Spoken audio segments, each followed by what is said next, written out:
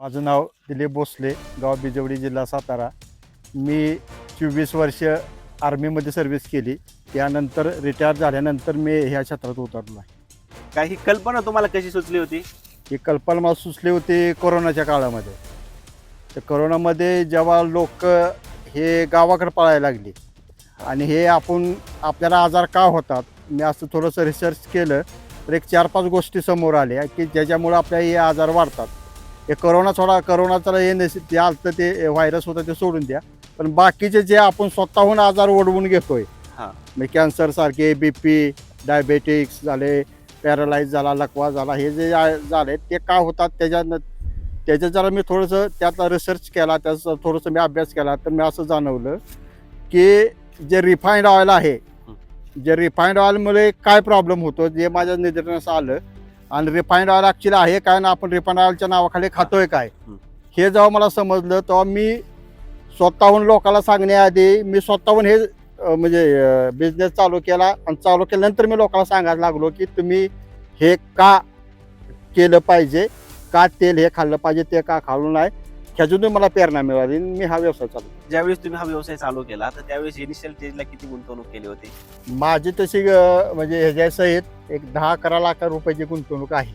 म्हणजे अच्छा. मशीन झालं, त्याच्या बिल्डिंग झाली, लाईट घेणं, हे ते लायसन्स वगैरे हे असतात 2-3 लायसन्स, ते लायसन्स वगैरे काढणे, त्यानंतर कच्चा माल, त्यामुळे 11-12 लाख रुपये आहे. कारण मी थोडंसं मोठ्या ह्याच्यात केलं. बरोबर. तसं छोट्या ह्याच्यात करायचं म्हणलं तुमचं 4-5 लाखापासून स्टार्टअप चालू होऊ शकतं. येस. मी थोडंसं मोठं केलं, म्हणजे जरा मी नंतर समजा मी जरी पाठीमागं राहिलं तर मुलांना पुढे जर करायचं म्हणलं तर ह्यात त्याला काय एखादी मशीनच वाढवावं लागेल, दुसरं काय करावं लागणार नाही. एकतर कच्चा माल आपल्याला आपण जेवढा करतो तेवढा आपल्याला पुरेसा होत नाही.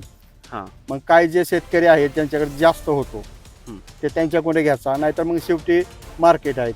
बरोबर. तुमचं मंगळवेढा आहे, पुणे आहे, सोलापूर आहे, हे कराड आहे, तिथं शेंगदाणा वगैरे मिळतो. अच्छा. मग ते अशा मार्केटमधून आपण मला घेतो. आणि आता तुम्ही सांगितल्याप्रमाणे की ज्यावेळेस तुम्ही या तेलाचा व्यवसाय चालू केलाय आपल्या गावामध्ये शेतामध्येच, तर तो चालू केल्यानंतर सूर्यफुलाचं सुद्धा लागवड तुमच्या गावामध्ये वाढली. म्हणजे ह्याबद्दल काय सांगाल? कसं आहे, जोपर्यंत लोकात जागृती होत नाही, तुम्ही स्वतःहून त्यात उतरत नाही, म्हणजे थोडक्यात जे आपण मार्केटिंग म्हणतो ना, हो. जोपर्यंत लोकांना हे पटत नाही की हे का खाल्लं पाहिजे आणि ते आपण का खाऊ नये, मी त्याला उलटं सांगतो अच्छा. की तुम्ही रिफाईंड ऑइल खा, त्याचे तुम्हाला काय फायदे आहेत. हो. मग जेव्हा हे त्यांना मी सांगायला लागलो तर ते म्हणले की ह्यात आमचा तोटाच आहे. मी बरोबर. उलटं सांगितलं त्यांना की हे तुम्ही खा आणि तुम्ही कशाला आमंत्रण देताय, मी त्यांना उलटं सांगितलं. मग त्यांनी मला विचारलं ह्याच्यावर पर्याय काय. अच्छा. मग मी त्यांना सांगितलं पर्याय आपण ग्रामीण भागातले आहे, प्रत्येकाकडे 1 एकर 2 एकर 4 एकर शेती आहे. हो. कमीत कमी अर्धा एकर का होईना तुम्ही तेल बिया करा. बरोबर. मग तुमच्या घरची खायापुरतं तेल, घरी खायापुरतं तेल तुम्ही घरच्या घरीच उत्पन्न करा. कमीत कमी ह्याच्यामुळे जे तुमच्या पोटात केमिकल जाते का, त्या केमिकलमुळे एक टेक्निकल वर्ड आहे बघा, LDC, हां. जे लेवरशी रिलेटेड आहे. बरोबर. मग हे सगळं काय करते, त्या शेतातल्या म्हणजे ग्रामीण लोकांची LDC कळत नाही. मग त्यांना सांगावं लागतं तुमचं लिव्हर कसं जाम, लिव्हर म्हणजे फुफ्फुस कसं तुमचं जाम होतंय, त्यात चरबी कशी होती. तुम्ही आपण म्हणतो लो फॅट, हाय फॅट, ते त्यांना एवढं समजत नाही. तर तुमचं मग समजा, मग तुमच्या शरीराची चमडी कशी वाढते, मोठे कसे होते, असं त्यांच्या भाषेत सांगितलं, त्यांना समजलं. ह्या धंद्याला आहे, पण अजून एक 2-4 वर्षाचा, 4-5 वर्षाचा कालावधी लागेल. अच्छा. जेव्हा ह्या लोकात फुल्ली चेंजिंग होईल ना, त्यावेळेस हा धंदा एकदम चांगला होणार आहे. आणि घरटी कमीत कमी 1 एकर का होईना पण हे तेल बिया करणार. बरोबर.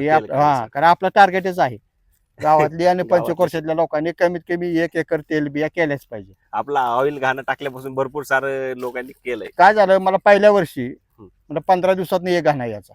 अच्छा. कारण ते लोकांच्या कोणाचं 10 किलो, कोणाचं 5 किलो. हा. आता हे कंडिशन आहे, मला एका दिवसाला 2 ते 3 घाणे असतात. म्हणजे 100-150 किलो मी आता दिवसाला क्रश करतो. मला त्यांना कधी कधी आता नंबरच बाहेर असल्या कारण लोक मला आधी, त्यांना माहिती आहे मी शेतकरी आहे. हो. मग ते अगोदरच मला फोन करतात मी आज येऊ का. मग मी त्यांना टायमिंग देतो, मग त्या टायमिंगला ते येतात. तर मला हे सांगा, आता तुम्ही जी मशीन घेतलेली आहे ती मशीनची बिल्ड क्वालिटी वगैरे कशी वाटली आणि ती मशीन कुठून बाय केली तुम्ही? मी बाय केले लातूरवरून.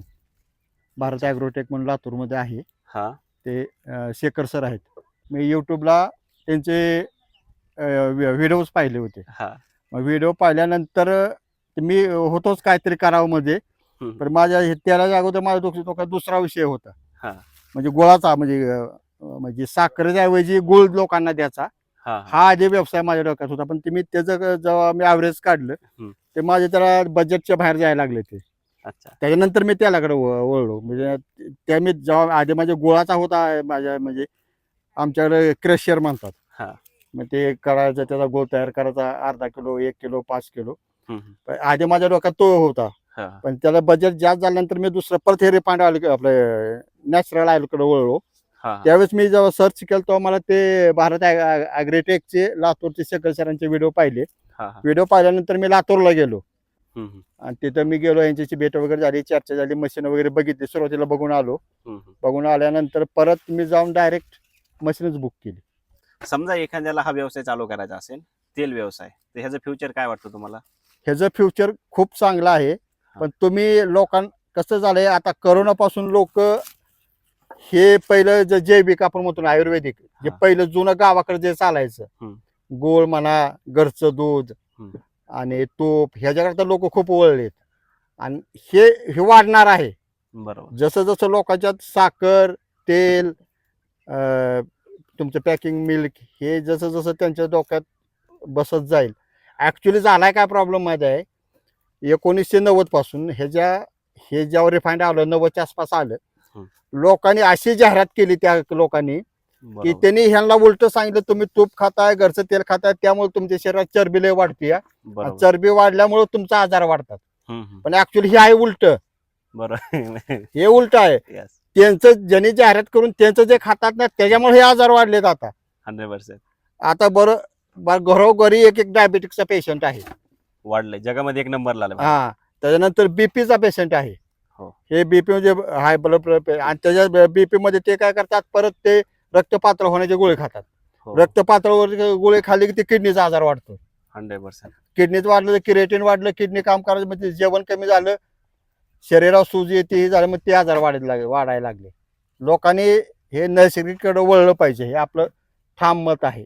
जर बरोबर. तुम्हाला पुढं आयुष्यात, आता ठीक आहे आमचं संपलं, आम्ही एक 40-50 वर्ष हेच खाल्लं, हो. पण आता आम्हाला समजलं तर या आमच्या पुढच्या पिढीने तर ते खाऊ नये. 100%. मग ह्यासाठी हे आमचे प्रयत्न आहेत, दुसरं काय नाही. सरांनी 10x10च्या रूम मध्ये स्टार्टअप चालू केलेला आहे, आणि त्यासाठी जे रॉ मटेरियल लागते ते स्वतःच्या शेतामध्येच आहे. त्यामुळं हे खूप इंटरेस्टिंग वाटलं आम्हाला ज्यांची जी मुलाखत घ्यायची होती ना, ती त्यांच्या कंपनीमध्ये घ्यायची होती. पण सर काय म्हटले की मी सध्या सूर्यफुलाच्या शेतीमधूनच आलोय, तर म्हटलं मग आपण शेतीमध्ये जाऊनच हे स्टार्टअप कव्हर करू, कारण खूप युनिक आहे आणि प्रत्येक शेतकऱ्याने याच्यापासून काहीतरी शिकण्याजोगतं आहे. ज्यावेळेस आपण विचार करतो की शेती परवडत नाहीये किंवा हे होत नाहीये ते होत नाहीये, काय होतं, चेंजेस जर आणायचे असतील तर आपल्या स्वतःलाच प्रयत्न करावे लागतील. गव्हर्नमेंट एक स्टेज पर्यंतच आपल्याला सहकार्य करणार आहे आणि काही निर्णय आपल्या स्वतःला. 25% पासून 35% सबसिडी आहे. हा, हे बघा, हा व्यवसाय चालू करायचा असेल तुम्हाला तर 35% याच्यावर सबसिडी सुद्धा अवेलेबल आहे. त्यामुळे हा व्यवसाय करायला काही हरकत नाहीये. नाहीतर सर्व्हिस पेक्षा उद्योग कधीही चांगला. बरोबर. फक्त तुम्हाला हे समजलं पाहिजे की आपण कुठल्या ठिकाणी कुठला उद्योग केला पाहिजे. 100%. म्हणजे ज्या ठिकाणी जिथं आपलं मराठीत एक म्हण आहे बघा, जिथं पिकतं तिथंच ते केलं पाहिजे. 100%. पण जर तुम्ही आता समजा, आता मी इथं पिकवतो म्हणून हा मी उद्योग करतो, हो. पण जिथं ते खपलत जाणार नाही तिथं तो उद्योग चालू करू नका. Yes. तुम्ही सराउंडिंगचा सर्वे करा, मार्केटचा सर्वे करा, इथं काय जास्त चालतंय, बरोबर. काय आपण म्हणजे काय कशाचं मार्केट, इथं आपण बिझनेस चालू केला तर इथं मार्केट कशाचं इझिली अवेलेबल होईल, हो. हा जरा अनुभव घ्या.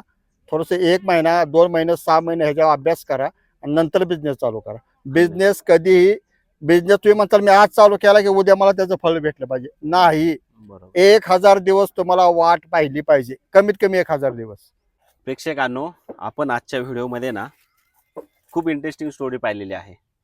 आर्मी, कोविड, नंतर व्यवसाय, शेतकरी आणि ग्रामीण भागामध्ये एकदम म्हणजे तुम्ही विचार करू शकता की नाही, मी खूप मोठे ग्रामीण भागात खूप मोठे डेअरिंग केले मी. हा, खूप मोठे ना. कारण कसं माहिती आहे, ग्रामीण हा ऍक्च्युली बिझनेस ग्रामीण भाग, आता शहरात सुद्धा काय करतात माहिती आहे का, आता जसं माझं तेल पुण्याला जातं, मुंबईला जातं, हो.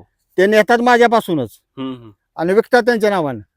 बरोबर. मॅन्युफॅक्चरर मॅन्युफॅक्चरिंग हे ग्रामीण भागातच होतंय. हा, बरोबर. जे तुमचं म्हणजे समजा गुळ झाला, हा. तुमचं हे तेल झालं, हा. ह्याचं किंवा दूध झालं, या सगळ्याचं मॅन्युफॅक्चर हे ग्रामीणच भाग आहे. बरोबर आहे. फक्त हे लोक इथून कलेक्ट करून नेतात आणि ते त्यांचं ते फक्त प्रोसेसिंग करून लेबल लावून ते त्यांच्या नावाने विकतात. ऍक्च्युअली ते आहे आमचं बरोबर आणि आहे. विकतात ते.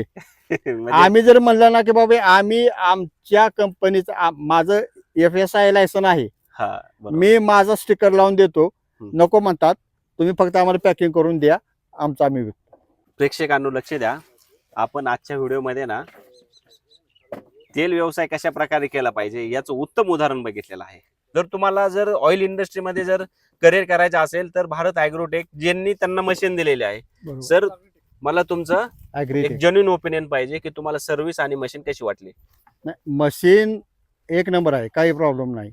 म्हणजे त्याचं ज्यांनी जे सांगितलं कोल्ड, म्हणजे महत्वाचं मेन म्हणजे हे कोल्ड प्रेस आहे. यस. कोल्ड प्रेस असल्यामुळं ही मशीन कोल्ड प्रेस असल्यामुळं तुमच्या ह्याच जे विटॅमिन्स मिनरल्स जे आहेत का नाही ह्यामध्ये हे सगळेच्या सगळे तेलामध्ये जसे तसे उतरतात. बरोबर आहे. त्यामुळे जे आपण म्हणलं पाहिजे बा सूर्यफुलात तेलात हे आयटम पाहिजेत. आणि सर्वात महत्वाचं ह्यात कॅलस्टॉर, ह्या मशीनमध्ये कॅलस्टॉर 0 आहे, ट्रान्सफॅट 0 आहे. अच्छा. ह्या मशीनचे तेल आपण काढतोय आणि कोल्ड प्रेस तेल आहे. तेलाचं टेम्परेचर रूम टेम्परेचरपेक्षा जास्त नसतं, 100%. लेस दॅन 40 डिग्री टेम्परेचर. आणि प्रेक्षकांनो, उद्योग मार्ग तुमच्यासाठी असेच नवनवीन बिझनेस आयडिया घेऊन येत असतं. त्यामुळे आपल्या चॅनलला लाईक, शेअर आणि सबस्क्राईब करायला विसरू नका. पुन्हा भेटू एका नवीन व्यवसायासोबत. तोपर्यंत जय हिंद. नमस्कार.